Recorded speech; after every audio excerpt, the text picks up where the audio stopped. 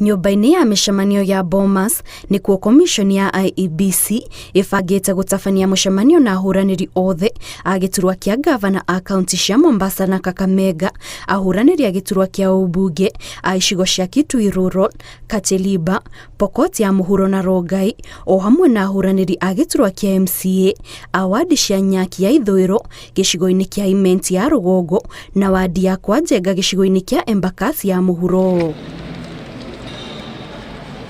Mũcemanio ũyũ ũtanyĩtwo gũteithĩrĩria harĩ kũnyihia mateta marĩa makoretwo makĩerekerio kũrĩ komishoni ya IEBC nĩ ũndũ wa gũteithio kwa ithurano icio, na makĩria kuona atĩ nĩ ithurano itĩrĩtio maita merĩ, kũrĩa rita rĩa mbere ciatĩririo nĩ ũndũ wa gũtukana kwa maratathi ma wĩikia wa kura, na ithurano icio ciarĩ itabanio tarĩki 23 mweri ũyũ. Ĩndĩ kiumia kĩhĩtũku ithurano icio nĩ ciatĩririo rĩngĩ nginyagia mũthenya ũtoĩkaine nĩ ũndũ wa thĩna wa ũgitĩri wa abitha a IEBC. I'm going to listen what it is. I'm deeply concerned, and I would like to interrogate some of the issues very directly as to why the elections have been now postponed for a second time. Circumstances of the 9th were fairly understandable. Circumstances of the 23rd is the ones that I say that the IBC must just take courage. Chebukati must just step forward and just do the elections. The Kenyan people will support the institution of the IBC. And after serious deliberations, our insistence will be meeting or no meeting.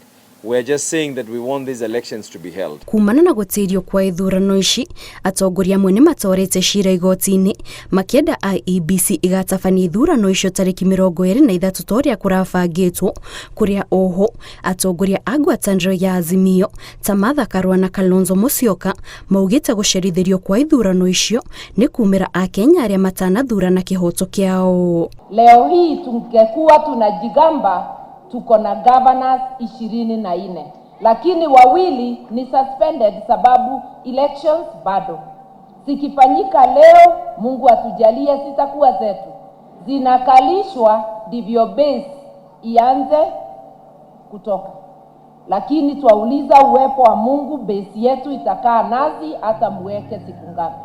I think it is elections law which also states the only time you can postpone election Mombasa, Kakamega and in Kitui Rural, for example, is if there is general emergency in the country.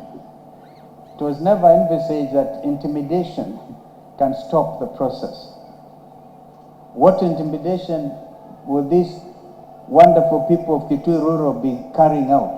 Kũringana na atongoria aya, gĩthurano kĩnene gĩtithirĩte nginyagia rĩrĩa ithurano icio ciothe igatabanio, kũrĩa oho mongereire atĩ ambunge arĩa marathurirwo matiagĩrĩire kũhĩtithio mbunge-inĩ nginyagia rĩrĩa ithurano icio igatabanio.